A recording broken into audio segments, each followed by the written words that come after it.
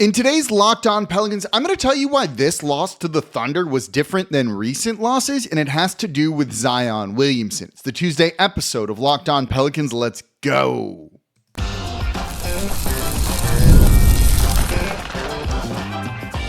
You are Locked On Pelicans, your daily New Orleans Pelicans podcast, part of the Locked On Podcast Network, your team every day.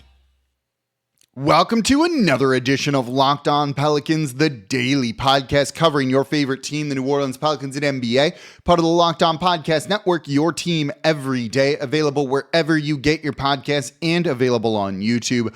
I'm your host, Pelicans Insider, credential member of the media, Jake Madison, at NOLA Jake on Twitter, here with y'all on this Tuesday, coming to you the day after the Pelicans lose to the Oklahoma City Thunder 137-101. This loss was different than the other ones in a pretty striking way to me, and we're going to break it all down, and it has to do with Zion Williamson's impact. And of course, thank you for making Locked On Pelicans your first listen today and every day. We're here Monday through Friday, the #1 Pelicans podcast, covering everything you want to know about this Pelicans team. So please subscribe wherever you get your podcast. Join over 11,000 Pelicans fans on YouTube as well. And become an everydayer. That means you listen Monday through Friday to Locked On Pelicans. And if you're an everydayer, let me know in the comments down below. So apologies for no show yesterday on Monday, day after the Super Bowl. Come on, everyone was taking days off, right? Read something like 25% of the workforce or something like that, like doesn't work the next day. Not saying I called out a Locked On Pelicans, but maybe I did. But we also needed a little bit of a break after the trade deadline, regroup, and see how the Pelicans looked here, going into the stretch run of the season. And if this game is any indication, there's a big concern there. And in the second part of today's show, we're going to talk about what the Pelicans feel like they need to prove. But right now, I want to focus on why this loss was different. 137-101, like it's about as bad as it could be. This one was was done from the opening tip. This game was over before it even literally started. It felt like the Pelicans being down 39 points in this one. They had no chance. Look, Oklahoma City is a bad matchup for most teams in the league. They're probably the best team in the league. Maybe you'd argue Boston is second, and then third might be the Cavaliers. Whatever order you have them in, I think OKC's probably the best team in the league right now with the way they defend, with the different looks that they can throw at you with Gilgeous-Alexander. They're a nightmare matchup for basically everyone other than oddly Dallas. So this isn't a good matchup for the Pelicans with the length. Chet Holmgren with a lot of length and the shooting, making him really difficult to defend. Isaiah Hartenstein with a little bit more strength and rebounding down low.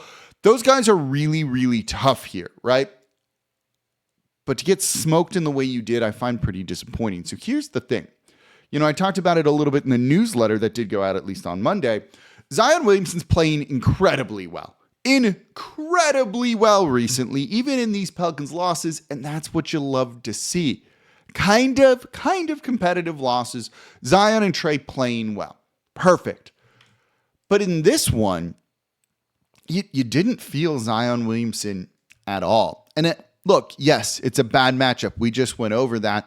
But for Zion Williamson to finish with 17 points, again, on 6 of 11 shooting, that's really good efficiency. He's been hyper efficient, particularly in the really limited minutes, usually under 28 minutes that they're playing him. His per 36-minute numbers, and when you look at him on a minute-by-minute basis, are nuts. This game, did you feel him in any capacity? In every other game on this now 9-game losing streak that he's played in, I think you can say you've kind of felt Zion Williamson out there on the court, seen what he's capable of doing, and you're like, oh yeah, there's an impact there, even if this team is losing, and they're losing because of their defense more than anything else.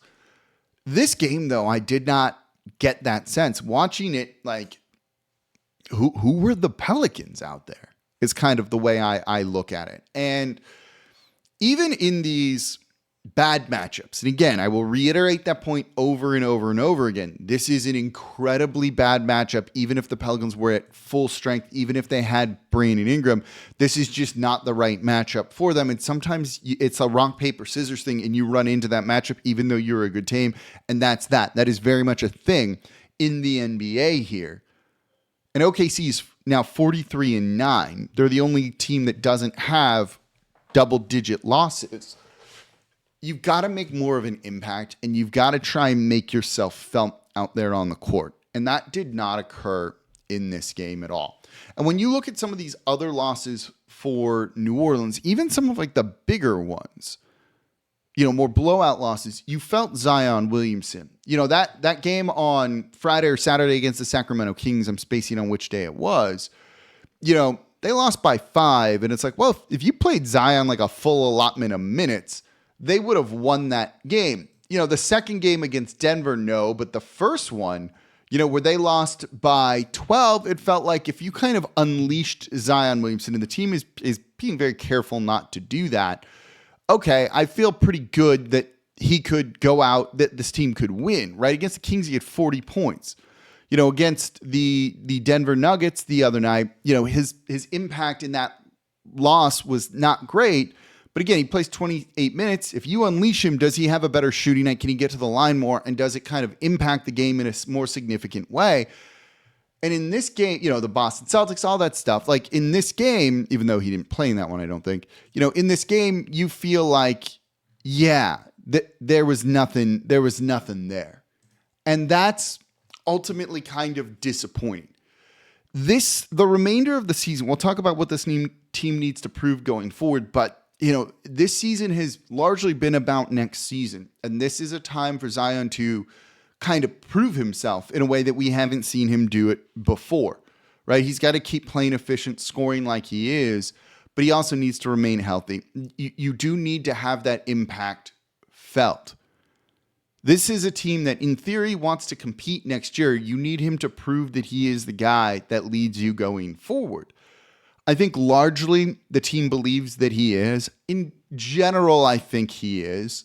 But then you have a game like this against another top team in the West, and you're like, oh, wait, no, you're going to need to go through this team. Look, it's, if say Zion plays in that game against Boston and you still have a close loss, whatever, and you're like, oh, yeah, we can win that one.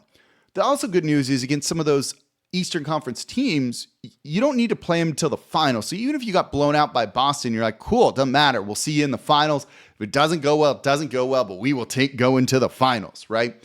You look at this one against a team that's in your conference and is not going anywhere anytime soon, and you're like, how are we going to beat them? And if we run into them in the playoffs every year, and inevitably you will, right? In theory, they get to the Western Conference Finals. You get to the Western Conference Finals if it all goes well for New Orleans. And it's like, yeah, we got no chance. How does that impact your team building and the way we view this team? And I'd argue it's pretty significant. And so these are the games where Zion needs to make his presence felt. And look, that starting line, we'll get into this in the third segment. Carlo Makovic, Yves Missi starting alongside Zion. That doesn't work. So there's some limitations there. But superstar players make an impact. Zion has largely shown that, I think, but you've got to do it in these pretty important games. Important is a relative term, I guess, given the season. But you get what I'm trying to say. So coming up next, let's kind of keep in the same theme. What does a team need to prove going forward? What do we need to see? I have some pretty specific things. Let's break that down. That's coming up here next in today's episode of Locked On Pelicans. Today's episode of Locked On Pelicans is brought to you by OpenPhone. Running a small business means you're wearing a lot of hats. Your personal phone becomes your business phone, and before you know it, you're juggling customer calls all day and night. And as your team grows, it becomes impossible to manage everything with just your personal number, and that's where OpenPhone comes in. It's the #1 business phone system designed to help you keep your work and personal life separate. So for just $15 a month, the cost of a few coffees, it's like 2 coffees, you get complete transparency and visibility into everything happening with your business phone number. OpenPhone works through an app on your phone or computer and integrates with tools like HubSpot and hundreds of others. It also uses AI-powered call transcripts and summaries, so you'll have a rundown of your calls and action items the second you hang up. And if you miss a call, no problem.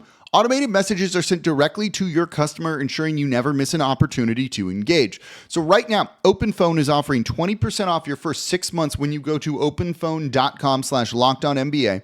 That's openphone.com/lockedonnba for 20% off 6 months. Openphone.com/lockedonnba. And if you have an existing number with another service, OpenPhone will port them over at no extra charge. Again, that's openphone.com/lockedonnba. And thank you for making Locked On Pelicans your first listen today and every day. We're here Monday through Friday, the #1 Pelicans podcast, covering everything you want to know about this Pelicans team. So please subscribe wherever you get your podcast and join over 11,000 Pelicans fans on YouTube as well. We are the #1 Pelicans podcast for a reason here. Giving you all the insight into the trade deadline. We're going to get to talk to Bruce Brown Jr. and Kelly Olynyk today. When you're listening to this on Tuesday, they should make their debuts on Wednesday. We'll talk more about them in tomorrow's show, what their impact's going to be, if any at all, and what the future could hold for all of them here as we start to gear up for the stretch run of the Pelicans season. The All-Star break's right around the corner too. We're going to be talking a whole lot of college basketball too. Top prospects in the draft. Is there a position of need? How does where you might fall in the draft change the approach? All of the above is going to be covered here on Locked On Pelicans. So subscribe wherever you get your podcast. We are part of the Locked On Podcast Network, your team every day. By the way, don't forget about the Locked On Pelicans daily newsletter, one stop for ultimate team and league coverage delivered right to your inbox. Sign up for free now at LockedOnDaily.com. That's LockedOnDaily.com, and start your day with the all-new free Locked On Pelicans newsletter. So let's get into kind of the remaining part of this season, but also next season too. I'm going to ask you a question and answer it in the comments down below on YouTube. What do the Pelicans need to prove going forward here?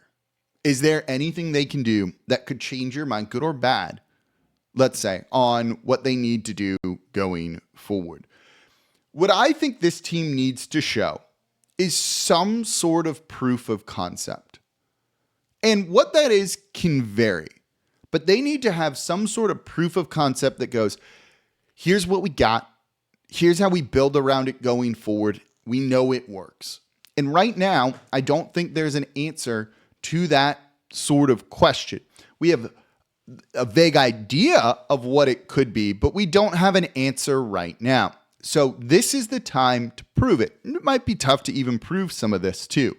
So as I said, what that is can vary. It can be a two-man game between Trey Murphy and Zion Williamson. Trey is looking like an absolute stud out there on the court, right? Like he looks really, really good right now in the starting lineup, has looked really good. And I'm really excited about the type of player that he can be. So he looks pretty fantastic that he can be at least a number 2 guy on your team. So if Zion's your number 1, Trey has probably proven that he can be that guy. The work he has put in this offseason to make the leap, he's not going to be in most improved or anything like that.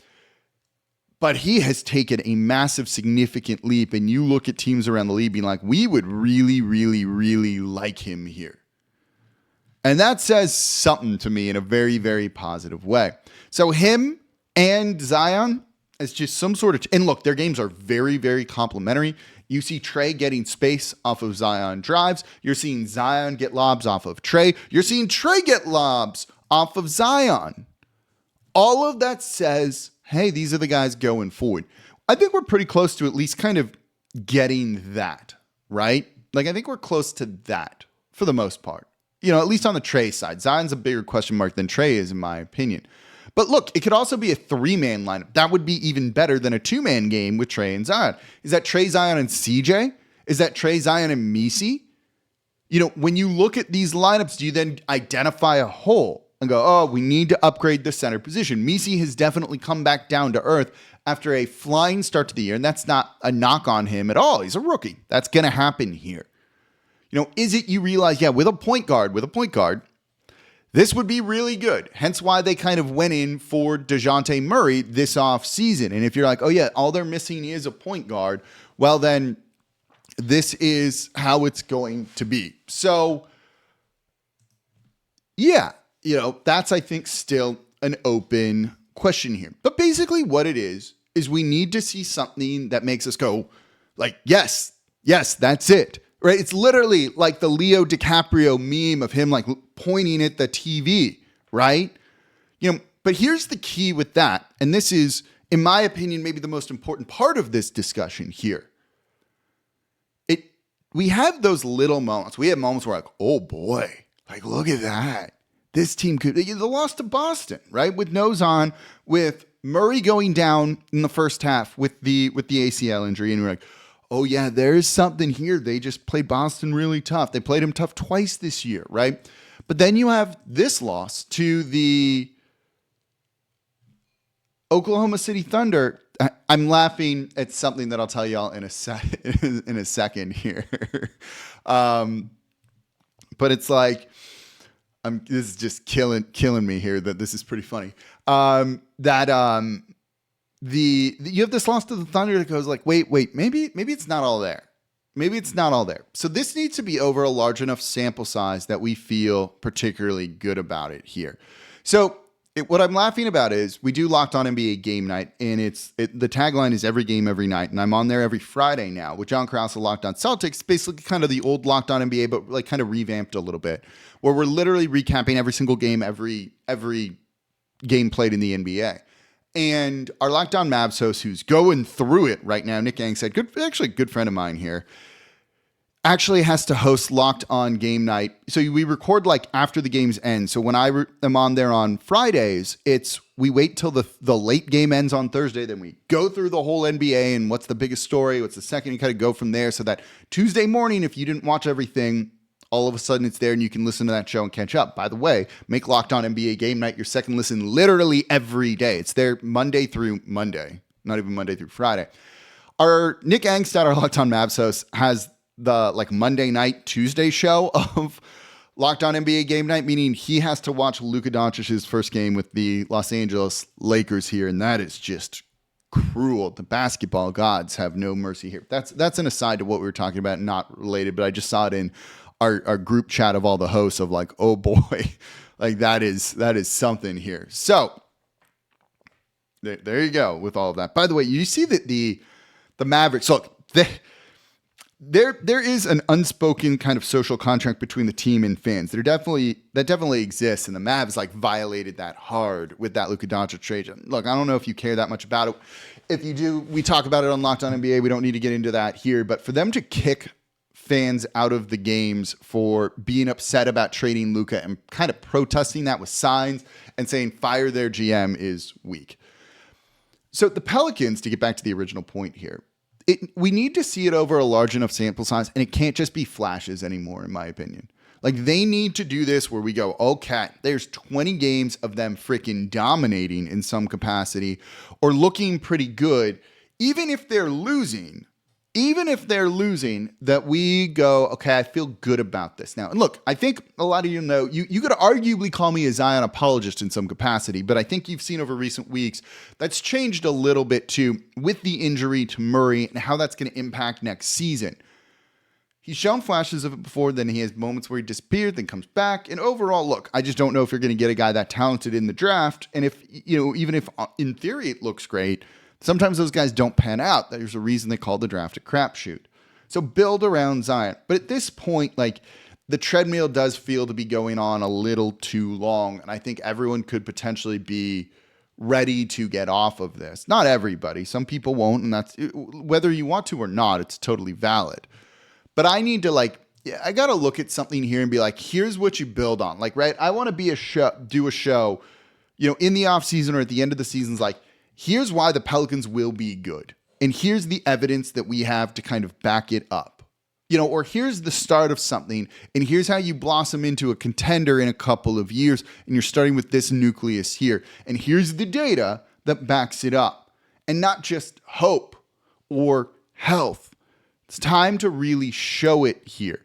You're getting there with some of this. With Trey Murphy and Zion Williamson, you are getting there. I don't think I need to go too deep into Trey Murphy right now. But I know there's a lot of Zion Williamson skeptics, let's call them out there, and that's totally fine. When you look at the efficiency that he is scoring with this year, it's pretty incredible, and it's only going to get better. He had a pretty rough start to the year, and he's only played 16 games this season, and he's on a massive minutes restriction right now. And that's worth keeping in mind when we look at kind of the raw numbers for him. But his numbers since he's come back from injury are pretty incredible. 25 points per game in just 26 and a half minutes. There have been multiple games recently where he has far more points than minutes. He's doing that on about 17 shot attempts. This version of Zion that we're seeing is pretty awesome.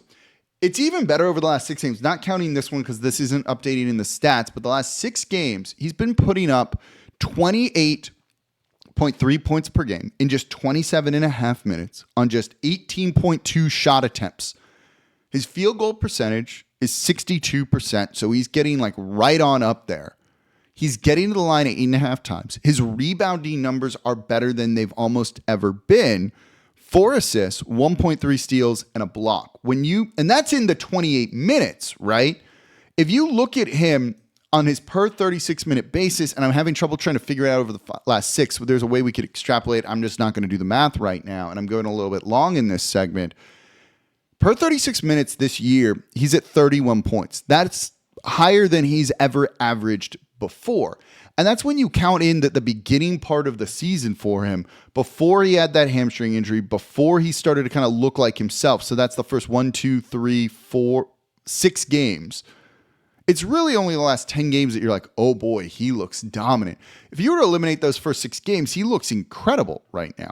So we're kind of starting to get there a little bit, at least. And that is a pretty impressive thing to be able to see here. But we're not there yet. I'm not ready to call it just yet. Let me know what you think in the comments down below on YouTube. So coming up next, one thing that isn't working, but I like something the Pelicans are doing with it. 3-man lineup. That's coming up here next in today's episode of Locked On Pelicans.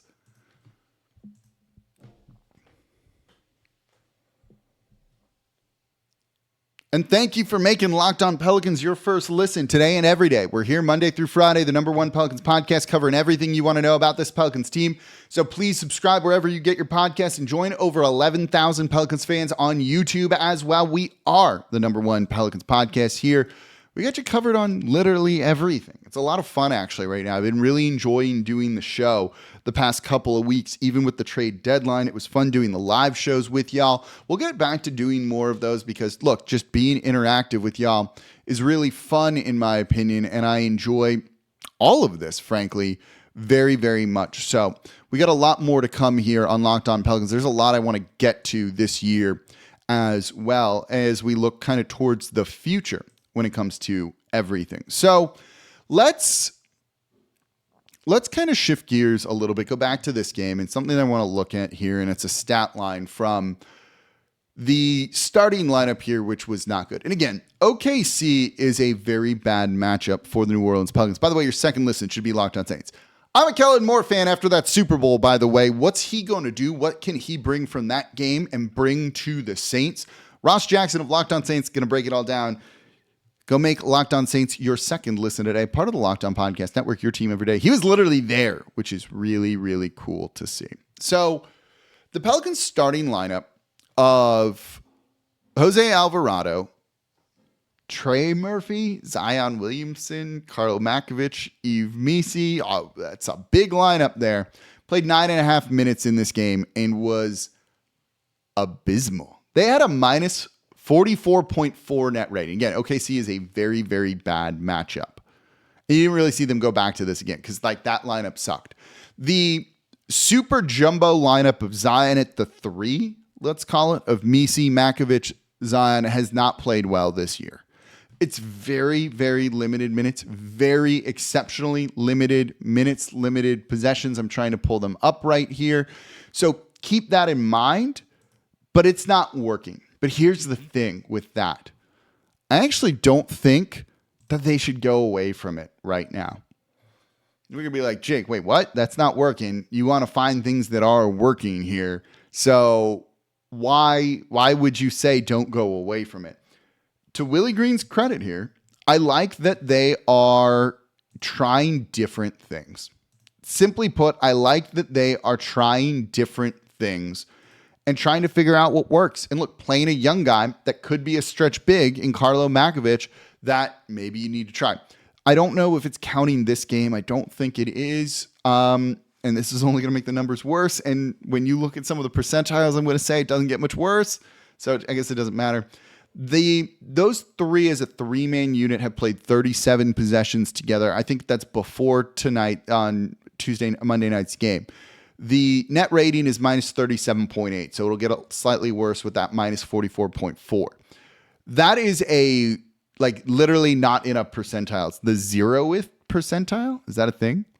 Defensively, it's abysmal. 0 percentile. It gives up a defensive rating of 140.5. Let me try and kind of put that in context for you, how bad that is. The Pelicans have an atrocious defense this year. We'll get into that in the future. 28th out of 30, so third worst. Has a 119 defensive rating. They have a 140.5. That's pretty rough. Their offense, it's not much better. It's the 4th percentile. That group's not working, but I like that they're trying something. Look, at this point, you got nothing to lose, and all you do is improve your lottery odds with every single loss here.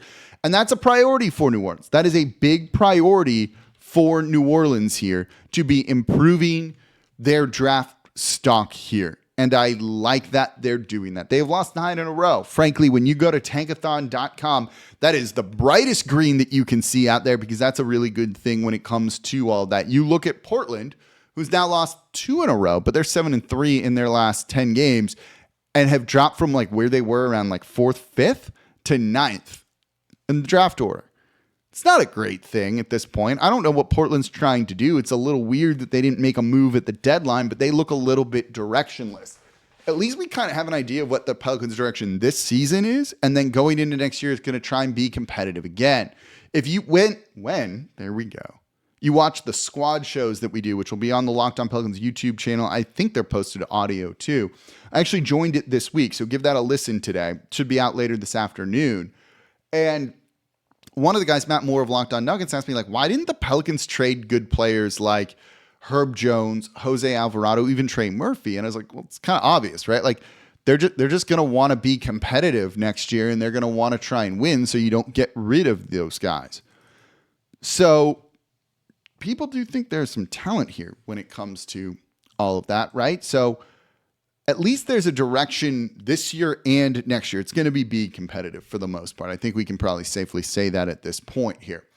So figure out what works to make you even more competitive next year. It's really as simple as that, in my opinion. And I think the Pelicans, at least by trying some of these other units, look, they're not running out JRE, Jeremiah Robinson-Earl, who's not part of the future. So good. Maybe Carlo isn't, but at least let's find out. We already know the answer on Jeremiah Robinson-Earl.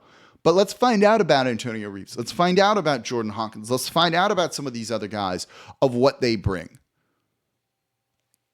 And I support that. So I'm not going to get upset when they run a lineup that's complete garbage out there and try and stick with it to give it at least enough time to cook and figure out if it's good or bad. And I think that might be that is, in my opinion, the correct approach going forward the remainder of the way. Do you agree? Do you disagree? Let me know in the comments down below on YouTube. So that's going to do it for this episode of Locked On Pelicans. As always, I'm your host, Jake Madison, at NOLA Jake on Twitter. This is the Locked On Pelicans podcast, part of the Locked On Podcast Network, your team every day.